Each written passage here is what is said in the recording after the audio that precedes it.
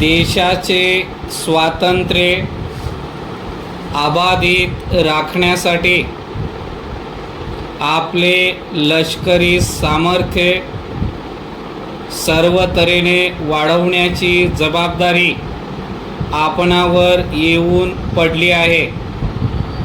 त्याचबरोबर आपल्या प्रगतीसाठी आवश्यक असलेल्या योजनाबद्ध विकासाची जबाबदारीही आपण टाळू शकत नाही। या दोन्हीही जबाबदाऱ्या पेलताना देशातील जनतेवर फार मोठा बोजा पडणार आहे, याची जाणीव सन्माननीय सभासदांना आहे। सध्याची राष्ट्रीय आणीबाणीची परिस्थिती ओळखून चालू वर्षात करवाढ करण्याचे काहीतरी प्रयत्न प्रत्येक राज्याने करावेत, असे आव्हान आपल्या राष्ट्रांच्या नेत्यांनी केलेले आहे।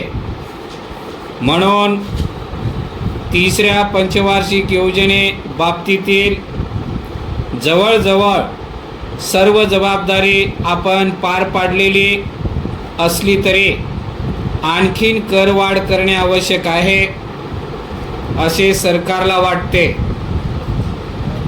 देशातील सध्याची राष्ट्रीय आणीबाणीची परिस्थिती लक्षात घेता सन्माननीय सभासद आणि या राज्यातील जनता हा जादा त्याग करण्यास मुळीच कचरणार नाही, याची मला खात्री आहे। यंदाचे वर्ष हे आपल्या महाराष्ट्राच्या तिसऱ्या पंचवार्षिक योजनेचे दुसरे वर्ष आहे।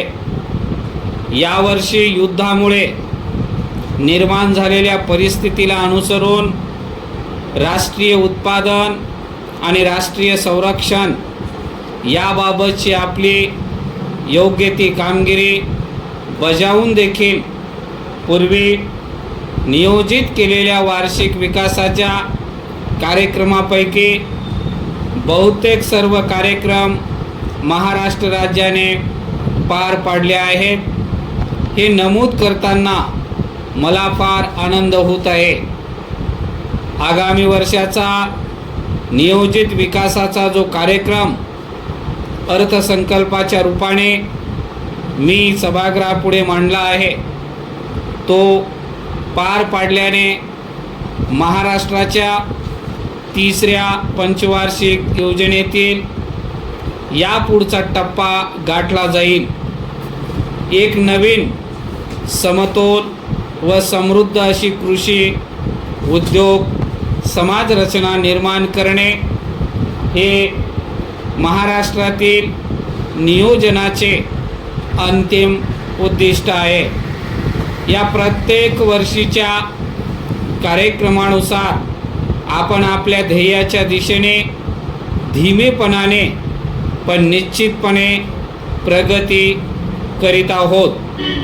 विकासाच्या वाटचालीतील पुढच्या वर्षाची झेप घेऊन आपल्याला विकासाचे उद्दिष्ट साधावयाचे आहे व त्याबरोबरच प्राप्त परिस्थितीला अनुसरून कृषी व औद्योगिक पातळीवरील राष्ट्रीय संरक्षणाची क्षमता वाढवावयाची आहे। शेवटी माझे भाषण संपविताना मी माननीय सभासदांचे मनापासून आभार मानतो।